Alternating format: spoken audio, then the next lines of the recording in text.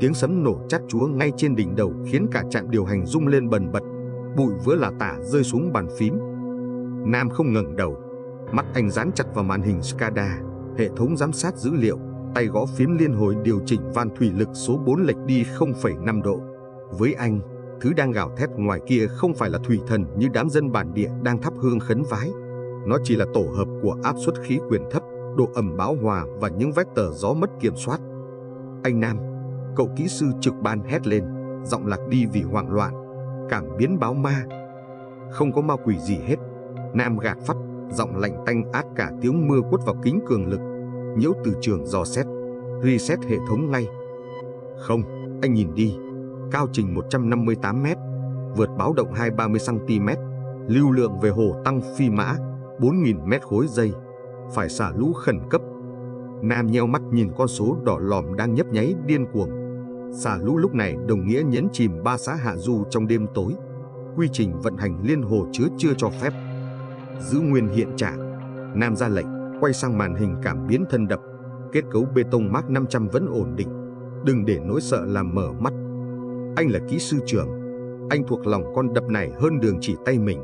Nhưng có một tín hiệu lạ đang khiến gai ốc sau gáy anh dựng đứng.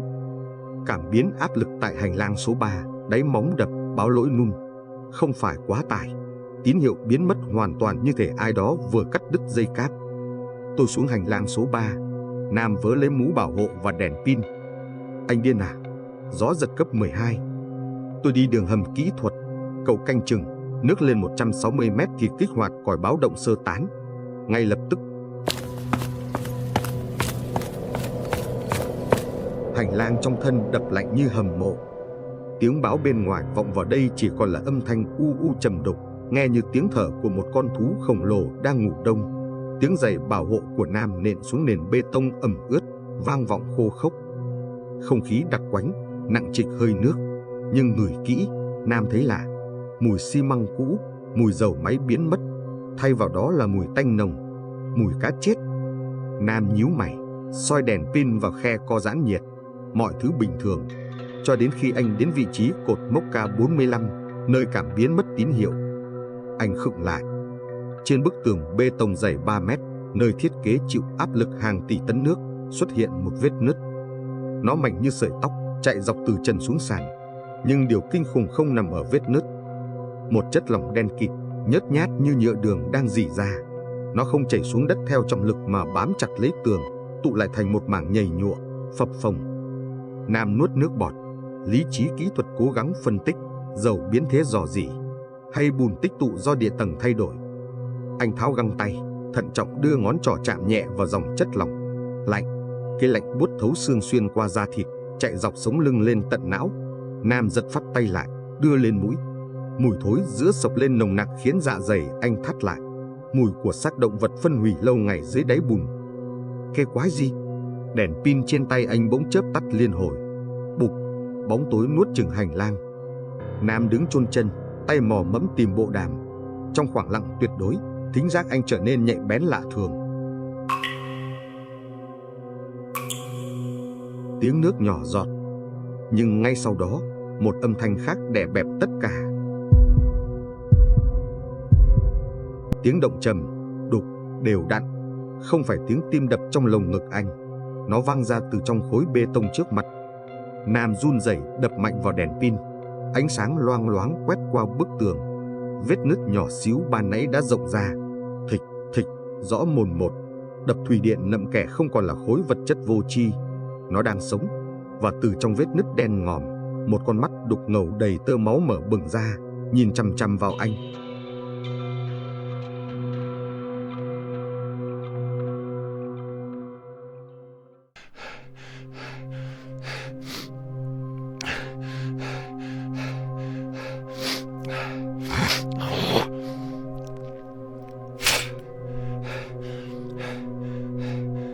Nam lao khỏi đường hầm như kẻ vừa đào thoát từ địa ngục.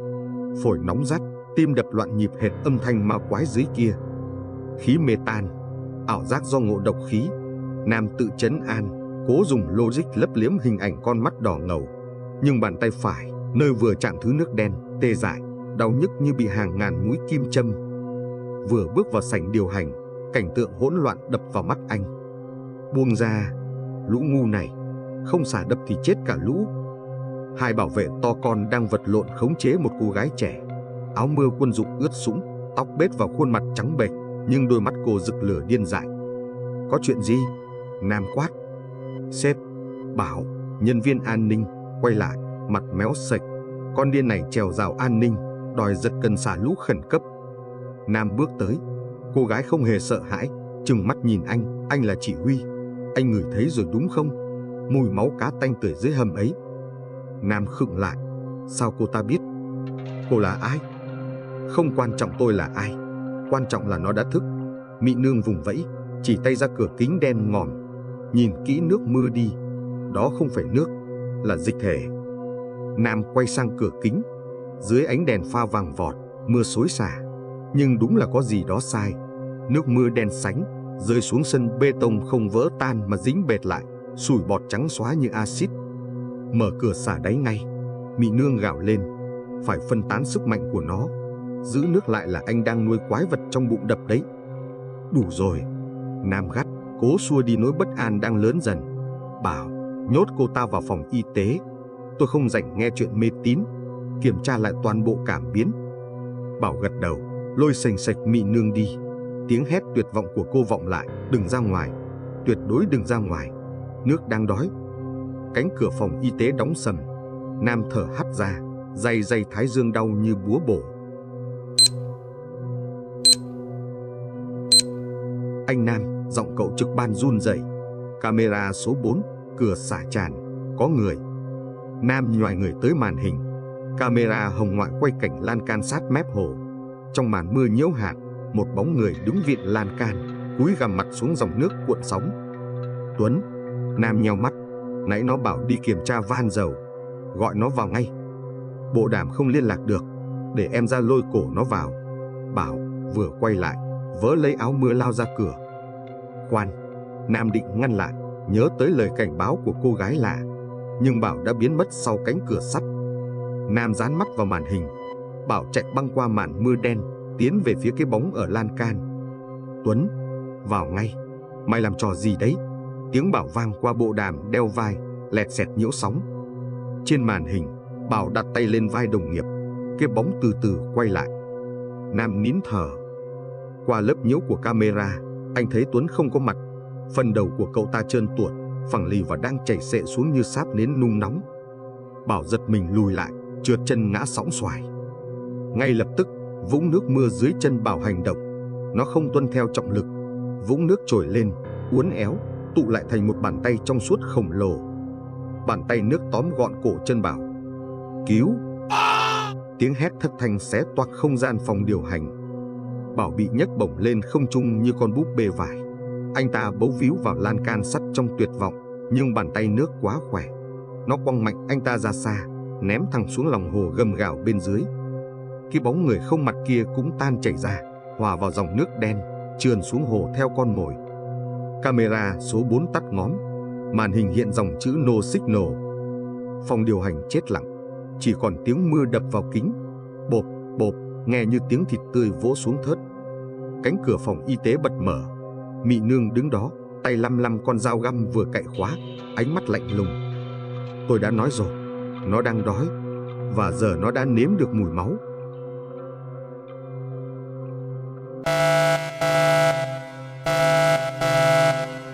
Tiếng còi báo động xé toạc sự tĩnh lặng chết chóc. Ánh đèn huỳnh quang vụt tắt, nhường chỗ cho ánh đèn xoay đỏ loét quay vòng như mắt quái vật săn mồi. Mất điện lưới, máy phát dự phòng hỏng. Cậu kỹ sư trực ban gào lên, ôm đầu hoảng loạn.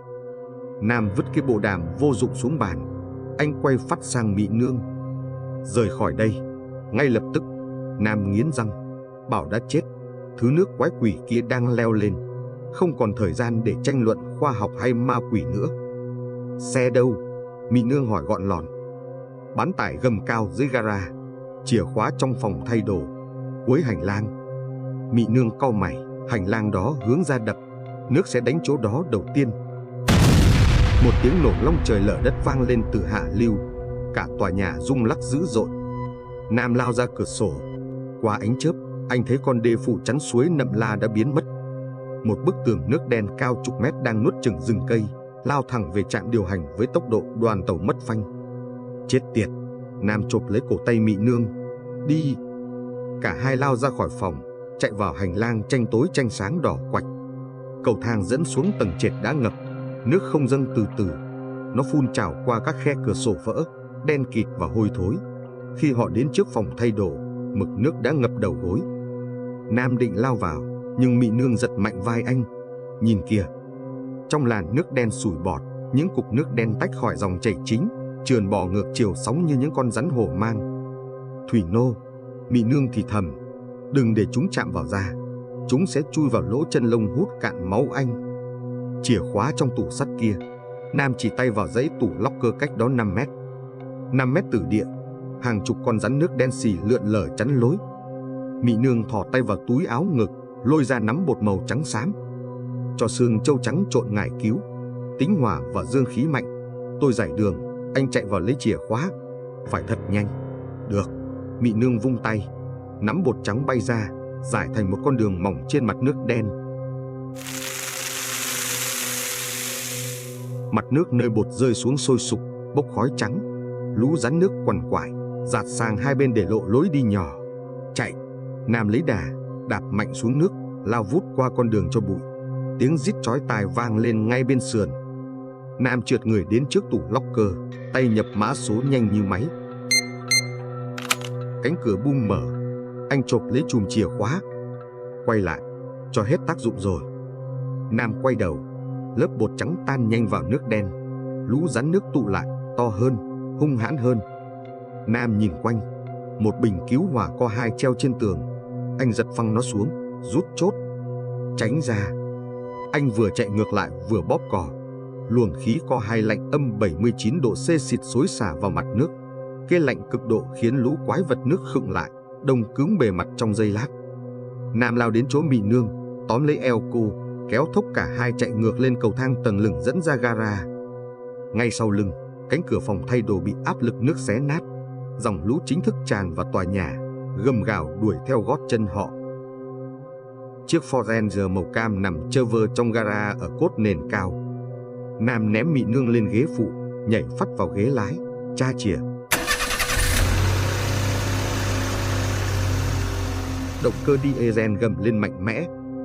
Bám chắc, Nam đạp lút ga. Chiếc bán tải húc tung cửa cuốn gara, lao ra màn đêm bão tố.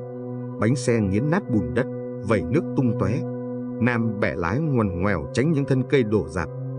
Phía sau, trạm điều hành kiên cố bị dòng lũ đen nuốt trọn một nửa. Những cột điện cao thế đổ sập, nổ đôm đốp, tóe lửa xanh lè. Lên đường 4C, chạy về phía thượng nguồn. Mị Nương chỉ tay. Họ đã thoát. Nhưng đúng lúc đó, hệ thống điện trên xe chập chờn. Đài radio bỗng tự bật. Một giọng nói ồm ồm, vọng âm vang lên, đè bẹp tiếng sấm. Chạy đi, tôi nhận đứa con của đất. Mị Nương mặt cắt không còn giọt máu, bịt chặt tai. Đừng nghe, nó đang định vị chúng ta. Giọng nói cười khùng khục. Người thấy mùi của sơn tinh. Một cú va chạm mạnh hất tung đuôi xe. Nam nhìn qua kính chiếu hậu. Con đường nhựa phía sau đang nứt toác. Từ dưới lòng đường, dòng nước đen ngòm phun trào, đuổi theo bánh xe họ với tốc độ kinh hoàng. Nó đi đường ngầm. Nam hét lên, đạp chân ga sát sàn. Giữ chặt vào. Đêm nay còn dài lắm.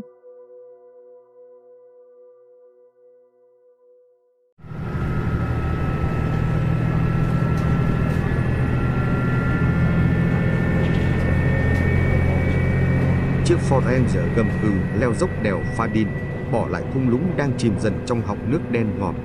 Mưa quất vào kính lái ràn rạt. Cần gạt nước hoạt động hết công suất vẫn không gạt xuể màn đêm đặc quánh. Trong cabin, không khí nồng nặc mùi bùn đất và nỗi sợ hãi không tên. Nam siết vô lăng đến trắng bệch khớp tay. Anh lái bằng bản năng sinh tồn, còn não bộ đang gào thét đòi lời giải thích. Nói đi. Nam phá vỡ sự im lặng, giọng khàn đặc. Ngắn gọn thôi. Cái thứ dưới kia là gì? Mị Nương ngồi co ro ghế phụ, tay run run lau vệt máu trên trán. Anh có tin truyền thuyết vua hùng kén rể không? Nam cười khẩy, nụ cười méo sạch. Tôi là kỹ sư thủy lợi. Tôi tin địa chất thủy văn, tin kết cấu vật liệu. Đừng nói có gã si tình nào đang dâng nước đánh ghen nhé. Nghe đần độn lắm. Đánh ghen là chuyện thêu dệt cho trẻ con dễ ngủ thôi. Mị nương quay phắt lại, gắt lên. Mở mắt ra mà nhìn đi. Nhìn cái màu đen chết chóc kia đi.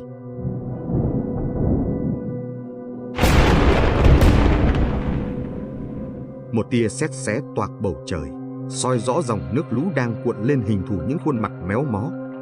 Chúng không phải người. Giọng Mị nương trầm xuống, lạnh băng. Sơn tinh và thủy tinh là quy luật. Một bên là sự hỗn mang, biến đổi của nước.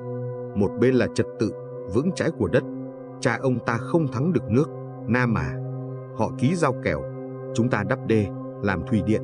Chúng ta mượn sức nước nhưng phải tôn trọng dòng chảy. Và cái đập của tôi phá vỡ giao kèo. Nam nhíu mày, đánh lái tránh một tảng đá lở. Không chỉ phá vỡ, chúng ta đã đầu độc nó. Mị nương chỉ tay ra ngoài cửa sổ, nơi dòng nước đen đang sủi bọt. Đó không phải nước sông Đà. Đó là nước thải, là hóa chất, là nhựa, là rác rưởi tích tụ suốt 50 năm công nghiệp hóa. Chúng ta biến vị thần nước thành một khối ung thư khổng lồ đầy thù hận. Thứ đang đuổi theo chúng ta là một tà thần, anh hiểu không? Nó dậy không phải để đòi công chúa, nó dậy để thanh tẩy. Nó muốn xóa sổ tất cả, đưa mặt đất về lại kỷ nguyên của nước. Nam im lặng. Lý trí anh muốn phản bác, muốn lôi mớ kiến thức khoa học ra để cười vào mặt cô gái này. Nhưng những con số báo cáo ô nhiễm môi trường anh từng đọc, những con số đỏ lòm luôn bị lấp liếm, bỗng nhiên hiện về rõ mồn một. Vậy còn Sơn Tinh? Nam hỏi lại, giọng đanh lại. Nếu nước đã dậy, đất đâu? Tại sao không thấy ai ném núi ngăn sông? Mị nương không trả lời. Cô nhìn chằm chằm vào bàn tay phải đang cầm cân số của Nam. Anh thấy đau không? Nam giật mình. Từ lúc nãy, bàn tay phải của anh, nơi chạm vào thứ nước đen dưới hầm, nóng rực lên như đang nắm một cục than hồng. Anh cứ ngỡ do adrenaline. Đưa tay đây. Mị nương chộp lấy cổ tay anh, lật ngửa lên. Dưới ánh đèn tạp lô vàng vọt, Nam chết lặng. Lòng bàn tay anh hoàn toàn lành lặn, không hề bị axit nước ăn mòn. Nhưng lạ thay, những đường chỉ tay đang phát sáng. Chúng ửng lên màu nâu đỏ, chậm chậm lan tỏa như mạch nham thạch nung nóng dưới lớp da chai sạn. Nước sợ anh. Mị nương thì thầm, ánh mắt vừa sợ hãi vừa hy vọng. Hoặc nói đúng hơn, nó ghê tởm anh, vì trong máu anh có mùi của đất. Nam giật phăng tay lại như bị bỏng. Vớ vẩn, tôi bị nhiễm phóng xạ hay hóa chất gì đó thôi. Anh có thể chối bỏ. Mị nương dựa lưng vào ghế, mệt mỏi nhắm mắt. Nhưng nó biết anh là ai. Câu nói trên radio lúc nãy, ta ngửi thấy mùi của ngươi, Sơn Tinh.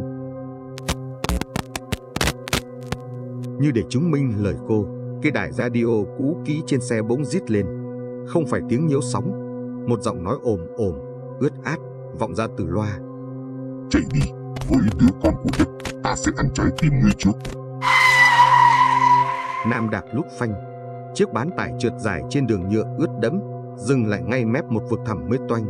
Đường cụt, một mảng lớn đèo Pha Đin đã bị sạt lở, tạo thành vực sâu đen ngòm cắt đứt lối thoát duy nhất lên thượng nguồn. Nam đấm mạnh vào vô lăng, chửi thề, chết tiệt. Anh mở cửa lao xuống xe, soi đèn pin xuống dưới, và cảnh tượng bên dưới thung lũng khiến dòng máu nóng trong người anh đông cứng lại. Dưới biển nước mênh mông nhấn chìm thị trấn, hàng ngàn đốm sáng xanh lẻ đang di chuyển. Những xác chết trôi. Không, chúng đang bơi. Chúng đang tụ lại thành một đội quân, lầm lũi leo lên sườn núi, hướng thẳng về phía ánh đèn pha ô tô của anh. Chúng ta hết đường chạy xe rồi. Mị nương bước xuống, đứng bên cạnh anh. Gió tạt mái tóc ướt đẫm vào mặt cô. Phải đi bộ thôi. Vào rừng già, đến đền thờ cổ trước khi bọn ma già kia kịp leo lên đây. Nam nhìn xuống đội quân xác chết, rồi nhìn vào bàn tay đang ửng đỏ của mình. Lần đầu tiên trong đời, người kỹ sư tin vào bê tông cốt thép cảm thấy sự bất lực của khoa học.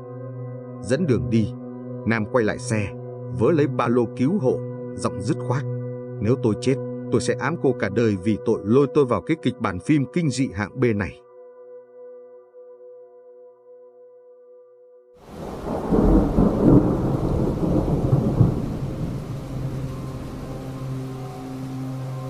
Khu nghỉ dưỡng Bình Vân Resort và Spa hiện ra giữa màn mưa như một pháo đài tráng lệ và lạc lõng. Ánh đèn vàng ấm áp tỏa ra từ hệ thống máy phát điện công suất lớn, đối lập hoàn toàn với bóng tối chết chóc đang bao trùm thung lũng. Nam gạt những cành gai rậm rạp, kéo Mị nương leo lên con dốc đất trơn trượt dẫn vào cổng sau. Tại sao lại vào đây? Mị nương thở dốc, bùn đất bám đầy mặt. Chỗ này là ổ của quỷ. Đây là điểm cao nhất trong bán kính 10 cây số. Nam quan sát xung quanh và họ có bãi đáp trực thăng. Đó là cơ hội sống duy nhất. Họ băng qua khu vườn Thượng Uyển tả tơi vì bão. Đến trước cửa kính xoay sảnh chính, Nam thấy bóng người đi lại bên trong. Tiếng kim loại va đập lạnh lẽo vang lên sau gáy Nam.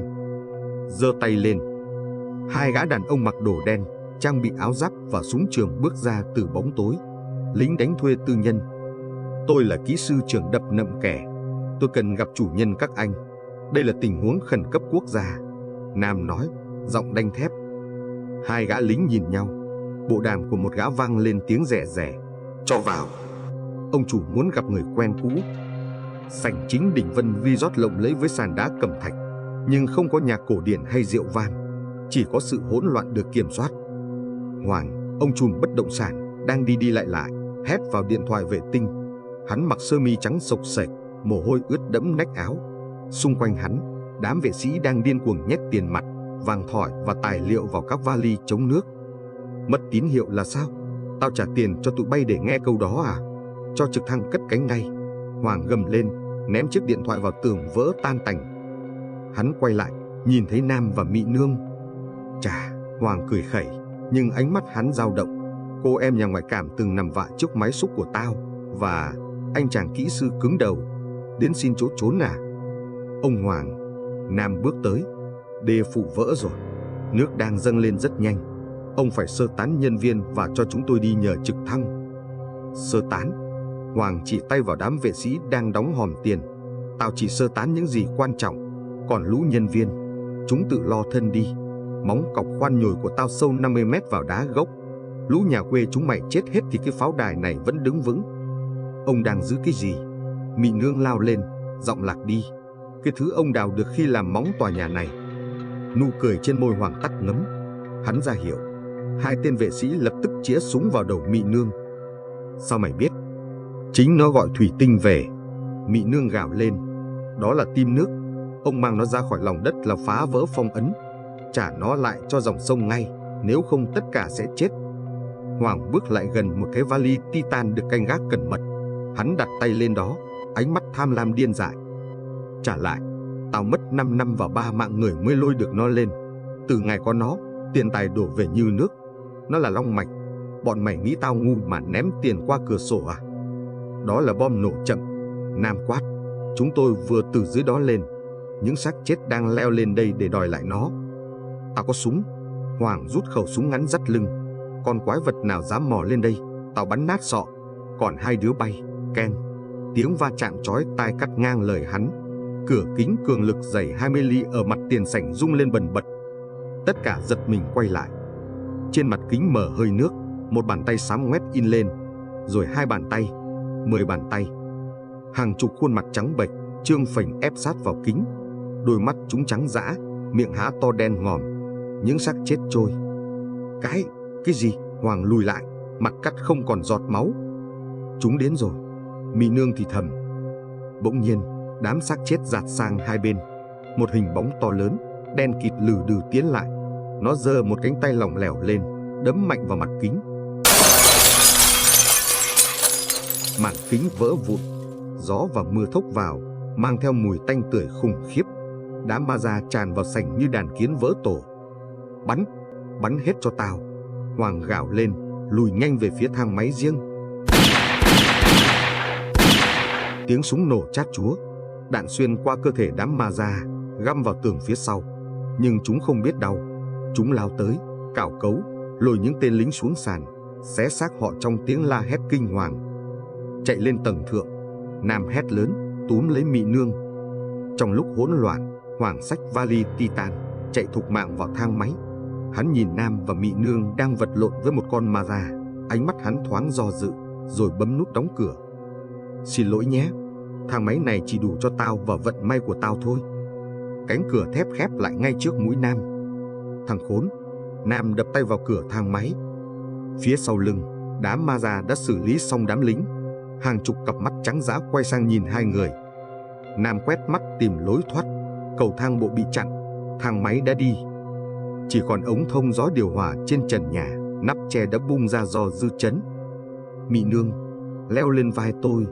Nam quỳ xuống. Còn anh, lên đi. Mị nương nghiến răng, đạp lên vai Nam, dướn người túm lấy mép ống thông gió. Cô đu người lên, rồi thò tay xuống. Nam, tay.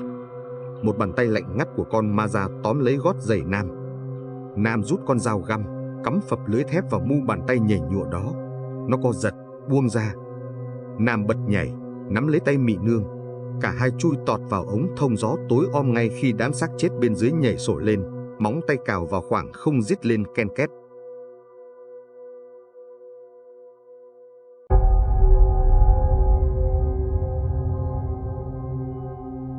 Ống thông gió chật hẹp nồng nặc mùi bụi lưu cữu và chuột chết. Nam trườn đi trước, dùng khuỷu tay và đầu gối lết từng mét khó nhọc trên lớp tôn mỏng. Mị nương bám sát gót chân anh. Bên dưới bụng họ, tiếng gào rú và tiếng móng tay cào vào trần thạch cao vọng lên ken két. Chúng ta đi đâu đây? Tiếng Mị nương vang vọng trong không gian kim loại. Lên trên. Nam đáp, hơi thở đứt quãng. Hệ thống này dẫn lên buồng kỹ thuật áp mái. Từ đó có cửa ra sân đỗ trực thăng. Tòa nhà này chịu được bao lâu nữa? Nam áp tai vào thành ống tôn lạnh lẽo. Anh nhắm mắt lại. Bình thường, anh cần máy đo địa chấn, máy siêu âm bê tông để trả lời. Nhưng lúc này, trong bóng tối, bàn tay phải tê cứng của anh bắt được một tần số rung động lạ. Anh thấy sự đau đớn của kết cấu. Anh cảm nhận được những đường truyền lực chạy dọc khung rầm thép đang oằn mình. Anh nghe thấy móng cọc khoan nhồi sâu 50 mét dưới lòng đất đang gãy vụn vì đất nền bị nước xói lòng. 15 phút, Nam buột miệng. Móng cọc số 3 phía đông đã gãy. Tòa nhà đang nghiêng. Nếu Hoàng không cất cánh sớm, hắn cũng chôn thây ở đây thôi. Mị nương im lặng một giây, rồi hỏi khẽ, làm sao anh biết? Anh lại tính nhầm à? Nam tiếp tục bò, nhưng tâm trí trôi dạt về 20 năm trước. Cô hỏi tại sao tôi sống sót qua trận lũ Nậm Pồ đúng không? Nam thì thầm, tiếng nói hòa lẫn tiếng gió rít. Báo cáo ghi tôi kẹt trong hốc khí. Sai bét. Nam siết chặt nắm tay đá vào thành ống. Lúc đó mái nhà sập, tôi chìm nghỉm trong bùn. Bùn lấp kín mũi miệng. Mị nương nín thở lắng nghe. Nhưng tôi vẫn thở. Lớp bùn bao bọc lấy tôi, ấm áp như lòng mẹ. Tôi nghe thấy tiếng đất đá dịch chuyển, tạo thành cái kén bảo vệ tôi, đẩy nước ra ngoài. Tôi đã ngủ trong cái kén đó 3 ngày. Đất đã bảo vệ anh, Mị nương khẳng định, vì anh là con của đất. Tôi từng sợ cảm giác đó. Tôi lao đầu vào học kỹ thuật, dùng bê tông cốt thép để kiểm soát đất đai, để chối bỏ cái bản năng hoang dã ấy. Tôi muốn chứng minh con người chế ngự được thiên nhiên. Khoa học không sai, Mị nương nói, giọng kiên định. Sơn tinh bốc đồi chặn nước là phép thuật. Anh xây đập, tính toán dòng chảy là phép thuật của thời đại này. Anh là gạch nối giữa hai thế giới, Nam à. Lời nói của cô như luồng điện chạy dọc sống lưng Nam. Gạch nối. Nam xòe bàn tay phải ra. Trong bóng tối, những đường chỉ tay ửng lên ánh sáng nâu đỏ. Anh áp bàn tay phát sáng ấy lên vách ngăn kim loại. Tòa nhà rung chuyển dữ dội. Một thanh dầm chính vừa đứt. Nhưng lần này, Nam bình thản. Anh biết chính xác con ốc nào lỏng, mảng tường nào sắp sập. Anh nhìn thấy bản đồ kết cấu hiện ra trong đầu rõ mồn một. Lối tắt đây rồi, Nam nói, giọng chắc nịch. Anh xoay người, đạp tung tấm lưới thông gió bên hông. Rầm, tấm lưới bay ra ngoài. Một luồng gió lạnh buốt tạt vào mặt họ. Đi nào, Nam chìa bàn tay đá ra. Mị nương nắm lấy tay anh. Bàn tay nóng hổi, thô ráp và vững chãi như đá tảng. Họ lao ra khỏi hành lang kỹ thuật, ập vào cơn bão trên sân thượng. Gió ở độ cao tầng 20 mạnh đến mức muốn thổi bay người. Sân đỗ trực thăng hiện ra trước mắt. Chiếc trực thăng dân dụng hạng sang của Hoàng đang quay cánh quạt vù vù, sẵn sàng cất cánh. Hoàng đứng ở cửa máy bay, tay ôm khư khư cái vali titan, gào thét vào mặt phi công. Hoàng, dừng lại. Nam hét lớn, lao xuyên qua màn mưa. Hoàng quay lại, mắt trợn trừng. Bọn mày, làm sao lên được đây? Lũ thầy ma đâu? Bỏ hòn đá lại. Ông mang nó đi là giết tất cả chúng ta đấy. Mị nương gào lên. Tao thà chết chứ không về tay trắng. Hoàng rút súng, chĩa về phía họ. Viên đạn cày xuống mặt sàn bê tông ngay dưới chân Nam, bắn tung tóe mảnh vụn. Nam khựng lại. Hoàng cười man dại, leo tót lên trực thăng, tạm biệt lũ khố rách áo ôm. Chiếc trực thăng rú ga, nhấc mình khỏi mặt đất, chao đảo trong gió lốc rồi bắt đầu bay lên cao. Đúng lúc đó, một tia chớp xé toạc bầu trời, soi rõ cảnh tượng kinh hoàng phía thung lũng. Từ vực thẳm nước đen, một cánh tay khổng lồ đang dâng lên. Nó được dệt từ nước đen, bùn lầy và rác rưởi, to bằng cả tòa cao ốc. Nó vươn lên, chậm chậm nhưng chắc chắn, hướng thẳng về phía chiếc trực thăng nhỏ bé như con muỗi. Không, Mị Nương thì thầm. Cánh tay nước khổng lồ xòe ra, các ngón tay lỏng lẻo bao trùm lấy bầu trời phía trên chiếc trực thăng, rồi nó nắm chặt lại. Chiếc trực thăng bị bóp nát vụn như món đồ chơi. Một quả cầu lửa bùng lên rồi tắt ngấm ngay lập tức trong khối nước đen. Hoàng, viên phi công và hòn đá tim nước tất cả bị nuốt chửng. Cánh tay nước co lại, rút xuống lòng hồ sâu thẳm mang theo chiến lợi phẩm. Sân thượng dưới chân Nam nghiêng hẳn sang một bên, móng cọc đã gãy hoàn toàn. Nam nhìn Mị Nương, hy vọng thoát thân duy nhất vừa nổ tung. Bên dưới, nước lũ đã dâng lên đến mép sân thượng. Hết đường rồi, Mị Nương tuyệt vọng. Nam nhìn quanh, anh nhìn xuống dòng nước cuộn trào, rồi nhìn sang vách núi đá vôi dựng đứng cách tòa nhà khoảng 10 mét. Một ý nghĩ điên rồ lóe lên. Anh nắm chặt vai Mị Nương, mắt rực sáng. Chưa hết, em tin tôi không? Anh định làm gì? Đánh cược với đất. Nam lùi lại lấy đà. Tôi hô nhảy, em nhảy thật xa về phía vách núi. Tôi sẽ đón em. Vách núi trơn tuột, làm sao bám? Cứ tin tôi. Tòa nhà rền rĩ tiếng cuối cùng trước khi đổ ập xuống. Nhảy. Nam và Mị Nương lao mình vào khoảng không. Họ bay qua vực thẳm giữa tòa nhà và vách núi. Giữa không trung, bàn tay đá của Nam vươn ra, hướng về phía vách đá lạnh lẽo. Anh không tìm chỗ bám. Anh gào lên, dồn toàn bộ ý chí vào lòng bàn tay. Dậy đi. Khi ngón tay Nam chạm vào đá vôi, đá đáp lời. Từ vách núi trơn tuột, một mỏm đá nhọn bất ngờ mọc ra, trồi lên như mũi trông khổng lồ đón lấy họ. Nam ôm chặt Mị Nương, cả hai rơi bịch xuống mỏm đá mới mọc, lăn vài vòng rồi dừng lại sát mép vực. Phía sau lưng, tòa khách sạn đỉnh Vân 20 tầng đổ sầm xuống biển nước, tạo nên cơn sóng thần tung bọt trắng xóa, liếm vào tận gót giày họ. Nam nằm thở hổn hển, tay vẫn ôm chặt Mị Nương. Anh nhìn bàn tay mình, nó đang bốc khói nhẹ.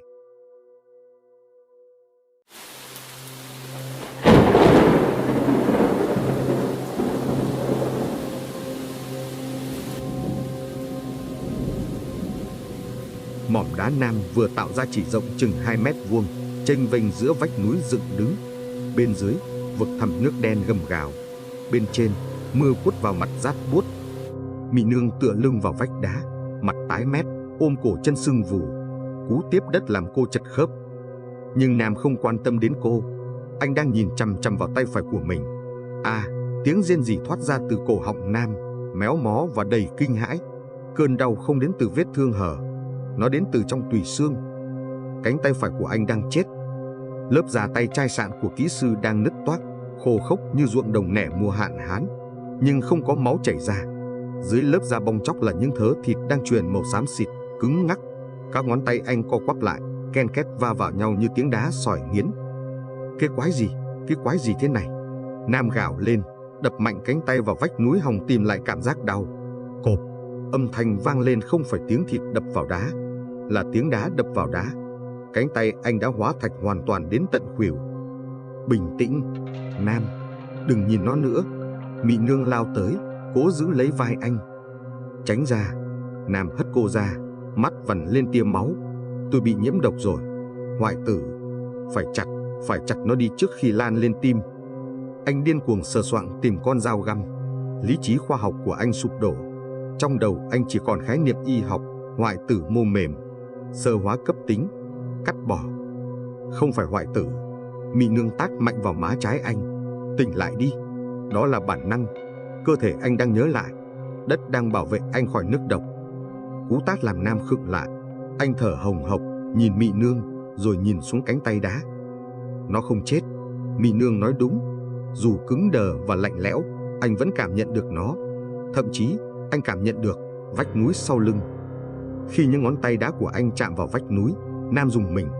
Anh không thấy lạnh, anh thấy một nhịp đập. Cả ngọn núi này đang sống.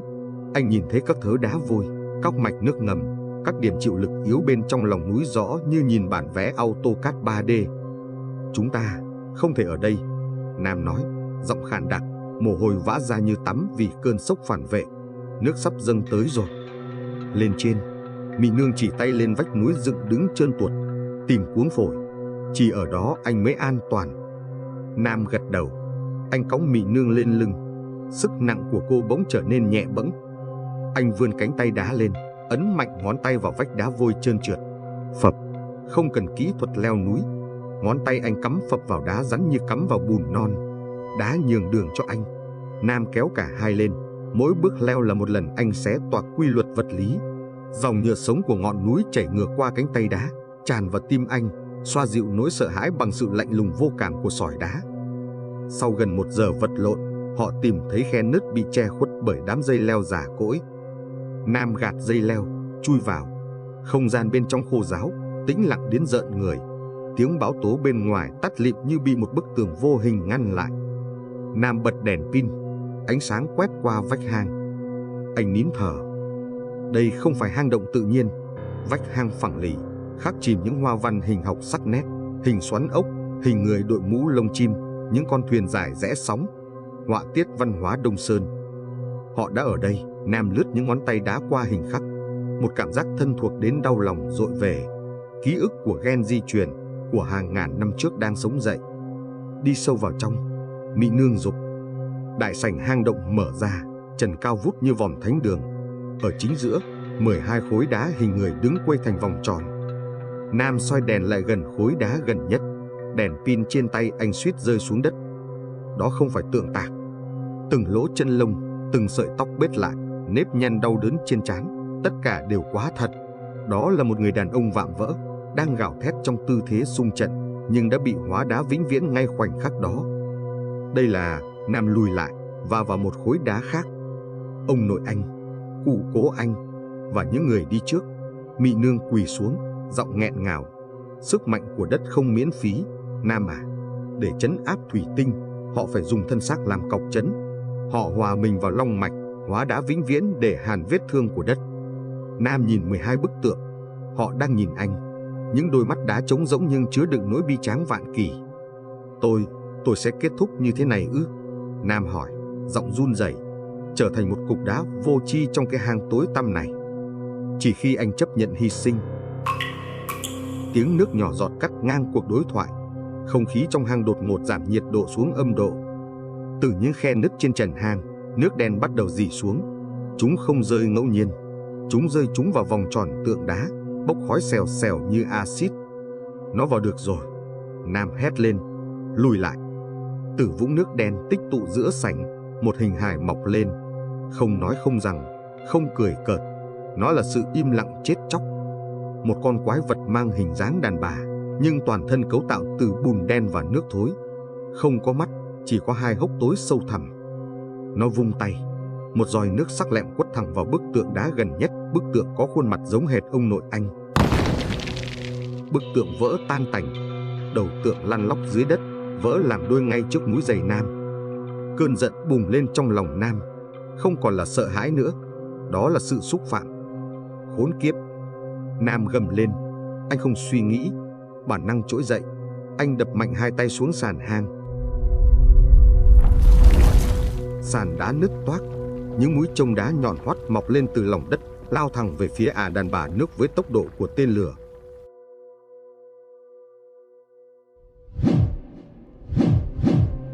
Nhưng không có tiếng thét đau đớn nào, chỉ có tiếng nước róc rách. Cơ thể ta giã ra, tách thành hàng trăm giọt nước đen lách qua kẽ hở của những mũi chông đá, rồi ngay lập tức tụ lại thành hình người ở cách đó vài mét. Khuôn mặt không mắt mũi của nó hướng về phía Nam, cười bằng một khe nứt toác hoác trên mặt. Vô dụng thôi. Nam thở hồng hộc. Cú đòn vừa rồi ngốn sạch sức lực của anh. Cánh tay đã tê dại, nặng trịch như đeo chì. Anh cảm giác máu trong người đang bị rút cạn để nuôi dưỡng đất. Tìm cái lõi. Mị Nương hét lên từ sau tảng đá. Ngực. Nhìn vào ngực nó. Nam nheo mắt. Giữa lồng ngực bán trong suốt của con quái vật, một vật thể màu xanh đen đang đập thình thịch. Những mạch máu đen ngòm tỏa ra từ đó, bơm sinh chất đi khắp cơ thể nước. Khôn đấy! Con quái vật rít lên. Cánh tay nước của nó bỗng kéo dài ra, biến thành lưỡi dao mỏng dính, chém ngang không khí. Nằm xuống, Nam lao tới, đè Mị Nương xuống sàn. Lưỡi dao nước chém bay đỉnh tảng đá vôi bên cạnh. Vết cắt phẳng lì, trơn láng như được cắt bằng laser. Nếu trúng người, nó sẽ xẻ đôi xương sống ngọt xớt. Chạy! Nam kéo cô đứng dậy, vào sâu bên trong. Cả hai lao về phía cửa hầm hẹp ở cuối đại sảnh. Tiếng nước ầm ầm đuổi theo sau lưng như thác đổ. Chúng mày nghĩ chạy thoát sao? Quái vật hóa lòng hoàn toàn, biến thành cơn sóng thần đen ngòm tràn ngập hang động, cuốn trôi đất đá, lao về phía họ. Cái lạnh thấu xương của nước đen bắt đầu liếm gót chân họ. Cô gái vấp ngã. Nam, bỏ tôi lại đi, cô hét lên. Nam khựng lại. Anh quay đầu. Dòng nước đen đã ập đến, dựng đứng lên thành hình đầu rắn hổ mang khổng lồ, há miệng định nuốt chửng cô. Không kịp nữa. Nam nghiến răng. Anh không chạy. Anh quay người, đối mặt với tử thần. Anh dang rộng hai tay đá, chắn trước mặt cô gái. Trong đầu Nam hình dung đến con đập nậm kè, vững chãi, kiên cố, chắn ngang dòng chảy, chặn lại. Nam đập mạnh hai bàn tay vào vách hang hẹp. Trần hang phía trước mặt sụp đổ, hàng tấn đá tảng, thạch nhũ đổ xuống, tạo thành một con đập nhân tạo lấp kín lối đi, ngăn cách họ với dòng nước điên cuồng. Nước đập vào đá, bùm, bức tường đá rung chuyển dữ dội. Những tia nước áp suất cao bắn xuyên qua khe hở như đạn, xé rách tay áo Nam, cày xước da thịt anh rớm máu. Đi mau! Nam xốc Mị Nương lên vai, chạy tiếp. Cái đập tạm này không giữ được lâu đâu. Họ chạy sâu vào bóng tối, bỏ lại tiếng đục phá ầm ầm phía sau. Con đường hầm dốc ngược lên cao, dẫn đến một hồ nước nhỏ phẳng lặng nằm giữa lòng núi. Giếng Tiên! Mị Nương thều thào. Đến nơi rồi. Nơi này là điểm giao thoa của mạch nước ngầm sạch và lõi núi. Nam đặt cô xuống bờ hồ. Anh kiệt sức, ngã khuỵu xuống. Cánh tay đá đau nhức như bị búa đập nát. Tiếng ầm ầm phía sau xa dần. Tạm thời an toàn.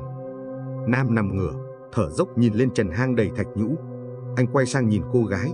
Lúc này anh mới nhìn kỹ cô. Khuôn mặt lấm lem bùn đất, đôi mắt toát lên sự kiên cường kỳ lạ dù cơ thể đang run lên vì đau đớn. Này, Nam hỏi, giọng đứt quãng. Cô tên gì? Cô gái ngẩn người một giây, rồi bật cười yếu ớt. Giờ anh mới hỏi à?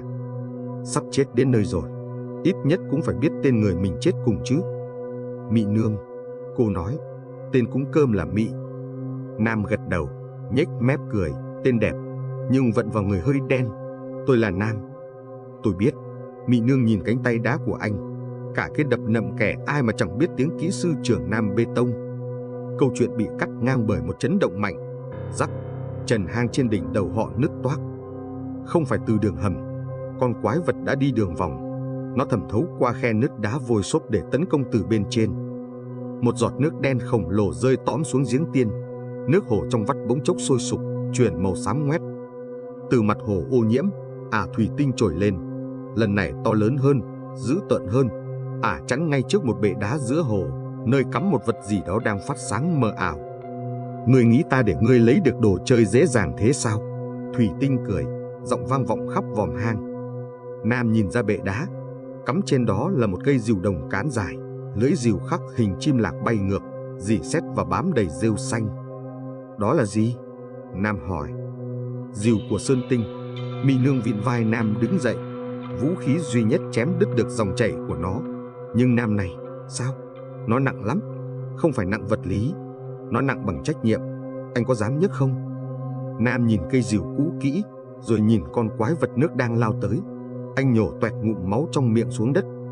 Tôi đã vác cả cái đập thủy điện trên vai được thì xá gì cái rìu cùn này. Nam lao đi, không phải chạy trốn. Anh lao thẳng về phía con quái vật và cây rìu định mệnh. Mị Nương vẫn nằm trên bờ, tay cô sờ soạng tìm được chiếc bật lửa Zippo trong túi áo khoác. Cô hiểu ý định của Nam, hoặc ít nhất cô hy vọng mình hiểu. Nam, bắt lấy. Chiếc Zippo xoay tròn trong không trung, vẽ một vòng cung bạc sáng loáng rồi rơi về phía mặt hồ đang nổi váng dầu đen kịt. Nam không bắt bật lửa, anh bắt khoảnh khắc. Ngay khi chiếc bật lửa rơi xuống gần mặt nước, Nam vung tay đá, búng một viên sỏi sượt qua bánh xe đánh lửa. Xoẹt, bùm! Ngọn lửa bén vào lớp dầu thải công nghiệp mà thủy tinh mang theo. Cả mặt hồ giếng Tiên bùng cháy dữ dội. Lửa cam đỏ liếm trọn lấy thân hình bằng nước đen. Con quái vật rú lên. Nước ô nhiễm gặp lửa là thảm họa cho chính nó. Lớp dầu bám trên da nó cháy xèo xèo, bốc khói khét lẹt. Tận dụng một giây kẻ thù hoảng loạn, Nam lao xuyên qua bức tường lửa. Hơi nóng phả vào mặt rát buốt, lông mi cháy xém. Anh đạp lên những tảng đá nổi, nhảy phắt lên bệ đá giữa hồ. Cây rìu đồng ở ngay trước mặt. Lưỡi rìu cắm sâu vào đá, hoa văn chim lạc phát ra ánh sáng vàng kim yếu ớt như nhịp thở của một sinh vật hấp hối. Lên nào! Nam gầm lên, hai tay, một tay thịt, một tay đá, nắm chặt lấy cán gỗ mun. Anh dồn toàn bộ sức mạnh cơ bắp, cộng thêm sức mạnh đất để nhấc bổng nó. Hự, cây rìu không nhúc nhích. Nam cảm giác mình không đang cầm một vũ khí. Anh đang cố nhấc cả dãy Hoàng Liên Sơn. Trọng lực từ cây rìu nặng một cách vô lý, đè nghiến xuống khiến đầu gối anh chùn lại, đập mạnh xuống bệ đá. Rắc, xương bánh chè của anh nứt ra. Ngu ngốc, thủy tinh vừa giãy giụa trong lửa vừa cười khinh bỉ. Đó là sức nặng của non sông. Phàm nhân như ngươi mà đòi múa rìu, ngươi chỉ là hạt cát. Nam nghiến răng, máu trào ra khóe miệng. Phổi anh như bị ép chặt lại, không thở nổi. Tư duy kỹ sư trong đầu anh nhảy số điên cuồng, màu men lực, trọng tâm, ứng suất. Tại sao không lên? Nhưng càng dùng sức, cây rìu càng nặng. Cánh tay thịt của anh bắt đầu rỉ máu, cơ bắp bị xé rách vì quá tải.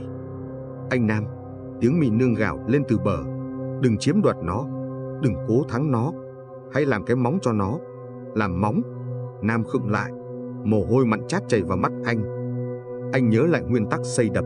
Con đập không chiến đấu với nước. Con đập đứng yên, chịu đựng áp lực của nước để bảo vệ vùng hạ du. Sức mạnh của đập không nằm ở sự tấn công, mà nằm ở khả năng gánh tải. Cây rìu này không cần một chiến binh múa may. Nó cần một điểm tựa vững chãi để trút cơn giận của đất. Mình không phải người hùng, mình là cái trụ đỡ. Nam thả lỏng cơ bắp đang căng cứng. Anh thay đổi tư thế. Thay vì cố giật cây rìu lên bằng sức tay, anh hạ thấp trọng tâm, choái chân ra, biến cơ thể mình thành một khối tam giác vững chãi kết nối với mặt đất. Anh nhắm mắt lại, truyền ý nghĩ vào cán rìu lạnh lẽo. Tao không nhấc mày lên để giết chóc. Tao cho mày mượn vai để gánh. Một tiếng ngân rền rĩ vang lên từ lưỡi rìu. Lớp rỉ sét xanh rỉ nứt toác, rơi lả tả, để lộ lớp đồng thau sáng loáng bên trong. Trọng lượng khủng khiếp của cây rìu không biến mất. Nó truyền dịch. Nó truyền từ tay Nam, chạy dọc qua sống lưng, xuống chân, rồi cắm sâu vào lòng đất. Nam trở thành một phần của cây rìu, một phần của ngọn núi. Lên! Nam quát. Anh đứng thẳng dậy. Cây rìu đồng rời khỏi bệ đá. Nặng, rất nặng, nhưng đã nằm trong tầm kiểm soát. Không thể nào! Thủy tinh gào lên, lao thân mình rực lửa về phía Nam. Nam quay người. Trên tay anh, cây rìu đồng không tỏa hào quang chói lòa kiểu phép thuật. Nó tỏa ra một lực ép trầm đục, khiến không khí xung quanh đặc quánh lại. Anh giơ cao rìu, bổ một nhát bổ củi đơn giản xuống mặt hồ đang cháy. Chấn, dầm, lưỡi rìu chạm mặt nước.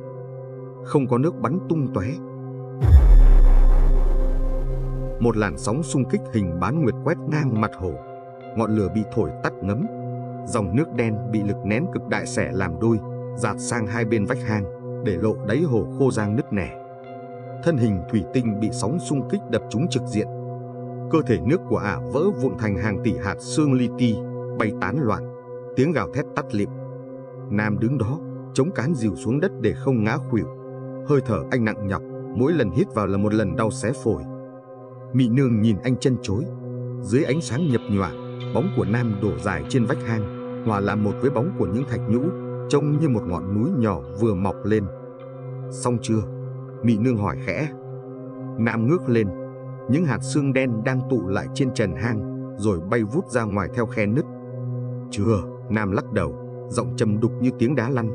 Đây chỉ là cái vỏ thôi. Cái lõi thật sự đang đợi ở trên đỉnh núi. Anh rút cây rìu lên, quay lại nhìn Mị Nương. Đi thôi, đến lúc kết thúc ca trực đêm nay rồi. Cửa hàng giếng tiên mở ra một địa ngục trần gian. Gió rít qua khe núi tạo thành tiếng hú ghê rợn. Mưa không rơi theo hạt, nó tạt vào mặt họ như những vốc sỏi đá. Nam bước ra ngoài, tay phải siết chặt cán rìu đồng. Nhưng anh không cầm nó đang ăn vào anh. Từ cán gỗ mun, những sợi gân đỏ rực như rễ cây cổ thụ đang trườn lên cánh tay Nam, đâm xuyên qua lỗ chân lông, đấu nối trực tiếp vào hệ thần kinh của anh. Mỗi nhịp đập của cây rìu là một lần lồng ngực Nam thắt lại. Nó không hút máu, nó đang bơm đất vào người anh, thay thế từng tế bào sống bằng thạch anh lạnh lẽo. Anh Nam, tóc anh. Mị Nương đi phía sau thốt lên, tay che miệng kinh hãi. Nam đưa tay trái gạt nước mưa. Qua ánh chớp loằng ngoằng, anh thấy hình phản chiếu của mình dưới vũng nước. Mái tóc đen nhánh của chàng trai 30 tuổi giờ đã bạc trắng như cước, những nếp nhăn hằn sâu nơi khóe mắt, da mặt khô khốc như vỏ cây già. Chỉ trong 15 phút cầm rìu, sinh lực của anh đã bị đốt cháy tương đương 20 năm tuổi thọ. Đừng nhìn. Nam quay đi, giọng khàn đặc như tiếng sỏi nghiến. Đi nhanh lên, nếu dừng lại, tôi sẽ hóa đá ngay tại chỗ đấy. Vứt nó đi. Mị Nương lao tới, túm lấy cánh tay trái của anh. Anh sẽ chết trước khi lên đến đỉnh núi. Nam gạt tay cô ra. Ánh mắt anh không còn sự sợ hãi của người thường, mà tĩnh lặng như mặt hồ mùa thu. Đây là định mức khấu hao, Mị à. Anh dùng một thuật ngữ kỹ thuật, mỉm cười méo sạch. Muốn vận hành cỗ máy lớn thì nhiên liệu đốt phải cao. Tổ tiên tôi đã trả giá này, giờ đến lượt tôi. Anh xốc lại ba lô, ngồi xổm xuống, lên đi. Chân em sưng thế kia không leo được đâu. Mị Nương cắn chặt môi bật máu. Cô biết anh nói đúng, không có đường lui.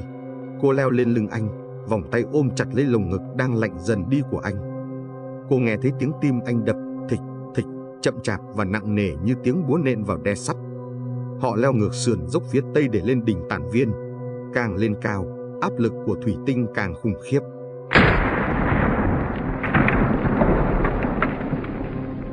Một mảng sườn núi phía trên bão hòa nước bỗng sạt lở.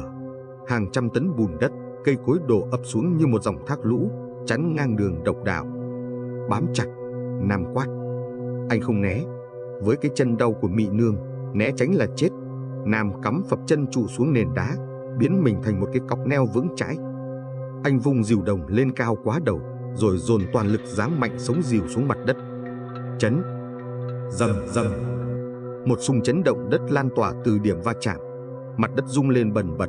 Dòng lũ bùn đang lao tới bị sóng xung kích hất tung lên trời, tách làm đôi như dòng nước gặp mũi tàu phá băng. Khối bùn khổng lồ trượt qua hai bên sườn họ, đổ ầm ầm xuống vực thẳm sau lưng. Nam đứng vững giữa dòng sạt lở. Bùn đất bắn đầy người anh nhưng không chạm được vào Mị Nương. Ngay khi dòng lũ qua hết, Nam khuỵu xuống một gối. Một ngụm máu tươi phun ra từ miệng anh, bắn lên nền đá xám ngoét. Nhưng máu vừa chạm đất đã rào rào biến thành bụi đỏ. Cơ thể anh không còn giữ được dạng lòng nữa. Nam. Mị Nương hoảng loạn lau miệng cho anh. Không sao. Nam thở dốc, phủi đám bụi đỏ trên tay áo. Còn một đoạn nữa thôi. Họ tiếp tục leo. Cây rìu trên tay Nam giờ sáng rực rỡ, đối lập hoàn toàn với sắc mặt xám ngoét của anh. Các khớp ngón tay phải đã dính liền vào cán rìu, không thể tách rời. Cuối cùng, họ lên đến đỉnh núi. Khu vực đền thượng, nơi thờ Đức Thánh Tản, đã bị san phẳng. Chỉ còn lại nền đá cổ trơ trọi giữa trời. Và ở đó, thủy tinh đang đợi. Nam và Mị Nương sững sờ ngước nhìn lên bầu trời. Không còn hình dạng con người, thủy tinh đã hiện nguyên hình là một thực thể vũ trụ. Nó là một cơn lốc xoáy đen kịt, cao chạm tầng mây, rộng bao trùm cả ngọn núi. Bên trong cơn lốc không chỉ có nước. Nó cuốn theo xác chết, ô tô, nhà cửa, biển quảng cáo, xoay vần hỗn độn như một bãi rác khổng lồ của nền văn minh. Ở tâm cơn lốc, hòn đá tim nước lơ lửng, đập thịch thịch, tỏa ra thứ ánh sáng xanh lẻ độc hại. Từ trong cơn lốc, một khuôn mặt khổng lồ được tạo hình bởi mây đen cúi xuống. Đôi mắt nó là hai hố xoáy sâu thẳm nhìn hai sinh vật bé nhỏ như hai con kiến. Người vất vả rồi, người đá.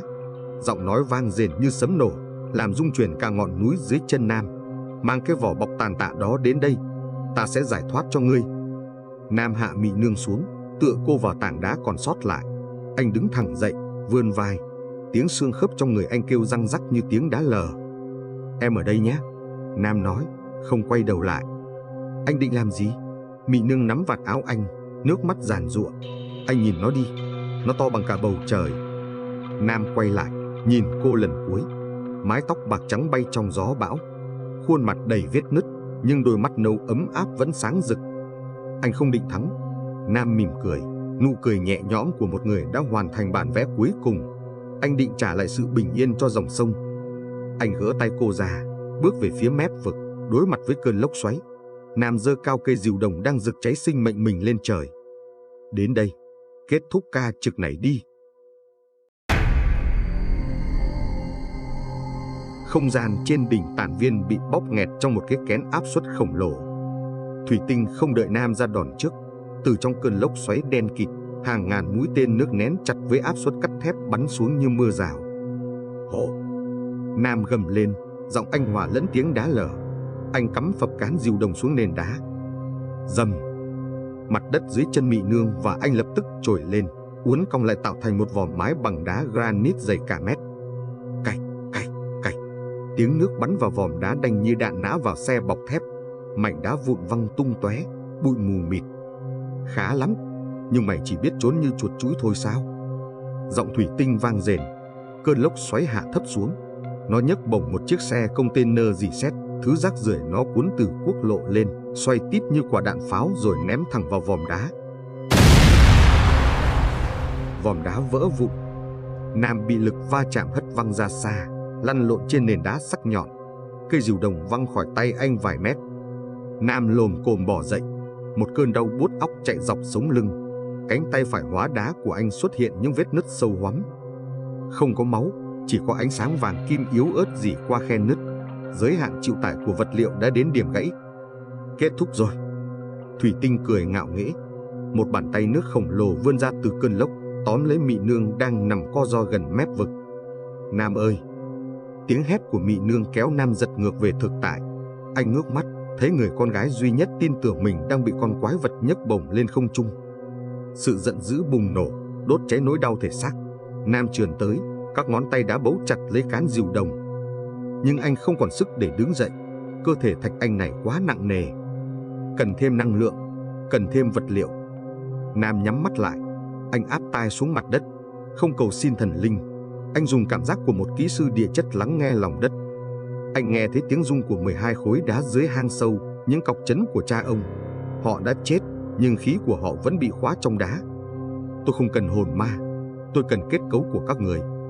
Nam kích hoạt khả năng cộng hưởng. Tụ! Cả ngọn núi Tản Viên rung lên. Từ dưới lòng đất, những luồng sáng vàng kim, năng lượng thạch anh tinh khiết từ xác của 12 vị tiền nhân phóng vọt lên qua các khe nứt, lao thẳng vào người Nam. Nam ngửa mặt gầm lên, mở toang lồng ngực nuốt trọn dòng năng lượng. Dòng năng lượng khổng lồ vá lại những vết nứt trên tay anh trong tích tắc. Lớp đá xám xịt trên da bong ra, để lộ lớp giáp mới bằng thạch anh đen bóng, cứng hơn kim cương. Nam bật dậy. Anh không cảm thấy đau đớn nữa. Anh cảm thấy mình là một ngọn núi di động. Thủy Tinh khựng lại. Cái gì? Sao năng lượng lại tăng đột biến thế này? Nam ngước nhìn con quái vật, đôi mắt thạch anh đỏ rực. Anh giơ cây diều đồng lên. Cây diều phình to ra, biến thành một cây chiến diều khổng lồ dài 3 mét. Thả cô ấy ra. Nam vung diều. Anh nhắm thẳng vào chân của cơn bão. Địa chấn. Rầm. Nam giáng mạnh lưỡi diều xuống nền đá. Một chấn động cấp 12 Richter nhân tạo bùng nổ.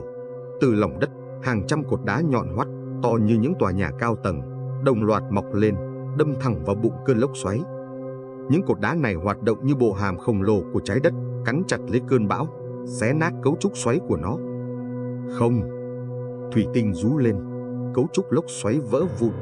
Bàn tay nước đang nắm Mị Nương bị một cột đá đâm xuyên, tan tành. Mị Nương rơi tự do. Nam lao tới, nhanh như tia chớp. Anh nhảy lên một tảng đá bay lơ lửng, đón Mị Nương vào lòng. Lớp giáp thạch anh trên ngực anh mềm đi một chút để cô không bị va đập. Anh đáp xuống đất nhẹ nhàng, đặt cô vào một hốc đá an toàn vừa mọc ra. Ở yên đây. Giọng Nam vang vọng, trầm hùng như tiếng đá lăn. Anh quay lại nhìn lên trời. Cơn bão đã tan, để lộ ra cốt lõi bên trong. Giữa những đám mây tơi tả, hòn đá tim nước đang trôi nổi trơ trọi, cố gắng thu gom nước để tái tạo. Nam siết chặt cây diều. Lớp giáp thạch anh bắt đầu nóng lên, bốc khói. Anh biết cơ thể này sắp quá tải nhiệt, chỉ còn một đòn duy nhất. Anh nhìn Mị Nương, mấp máy môi không thành tiếng. Sống tốt nhé. Rồi anh khuỵu gối, nén lò xo cơ thể lại. Mặt đất dưới chân nứt toác thành hình mạng nhện. Trả lại bình yên cho dòng sông. Nam phóng mình lên trời. Như quả tên lửa làm bằng đá và lửa, anh lao thẳng vào trái tim quái vật.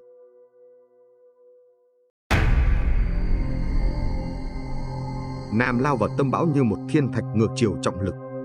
Gió rít xé tai, Nhưng tâm trí anh tĩnh lặng như mặt hồ thu. Khoảng cách giữa anh và hòn đá tim nước chỉ còn tính bằng gang tay. Thủy tinh gào thét điên cuồng. Những luồng nước đen cô đặc bắn ra từ trái tim, quất vào cơ thể Nam, hòng đẩy lùi kẻ xâm nhập. Lớp giáp thạch anh đen trên ngực Nam vỡ vụn từng mảng, để lộ lồng ngực đang rực lửa dung nham. Người sẽ chết, người sẽ bị nhiễm độc. Giọng thực thể nước vang lên trong đầu Nam, lần đầu tiên run rẩy sợ hãi. Nam để ngoài tai lời hăm dọa, anh vứt cây rìu đồng sang một bên. Khi chạm đến tim nước, Nam gầm lên, hai bàn tay đã chộp lấy hòn đá ma quái. Nó lạnh buốt thấu xương, nó nóng rát như axit. Nam ép chặt hòn đá đó vào lồng ngực mình, vào đúng vị trí trái tim anh đang đập. Vào đây. Khói đen bốc lên nghi ngút, tiếng đá nóng chảy vang lên rợn người. Thực thể thủy tinh rú lên chói tai. Cơn bão lốc xoáy bị một lực hút cưỡng bức, thu nhỏ lại, chui tọt vào cái hố đen mới tạo ra trên ngực Nam. Nam vòng tay ôm chặt lấy chính mình, khóa chết hòn đá ma quái bên trong lồng ngực. Cơ thể Nam lập tức phản ứng. Dòng dung nham đỏ trong người anh nguội lạnh, chuyển sang màu xám xịt, mạch máu đông cứng, phổi hóa thạch. Anh mất đà, rơi tự do từ độ cao hàng trăm mét xuống đỉnh núi Tản Viên. Cú va chạm làm rung chuyển cả dãy núi Ba Vì. Nam rơi trúng vào chính giữa nền đá cổ đền thượng, lún sâu xuống đất tạo thành một hố thiên thạch. Mị Nương nén đau, lê lết về phía đám bụi mù mịt. Nam ơi! Bão tan, mưa ngừng rơi, ánh trăng rằm vằng vặc chiếu xuống đỉnh núi hoang tàn. Mị Nương trườn đến mép hố, cô chết lặng. Giữa hố, Nam đang quỳ, một chân chống vững chãi, hai tay anh vẫn giữ chặt trước ngực, đầu cúi thấp, cằm chạm vào tay. Nhưng đó không còn là Nam bằng xương thịt, toàn thân anh đã biến thành khối đá thạch anh nguyên khối màu xám xanh, lấp lánh dưới trăng. Chiếc áo sơ mi rách bươm, mái tóc rối, những vết sẹo, tất cả đã hóa đá, vĩnh cửu với thời gian. Cây rìu đồng nằm bên cạnh cũng tan chảy, hòa vào nền đá, niêm phong khu vực này. Mị Nương run rẩy trèo xuống, cô chạm tay vào má bức tượng, lạnh ngắt, cứng rắn. Nhưng khi cô áp tai vào lồng ngực bức tượng, cô nghe thấy một âm thanh rất khẽ.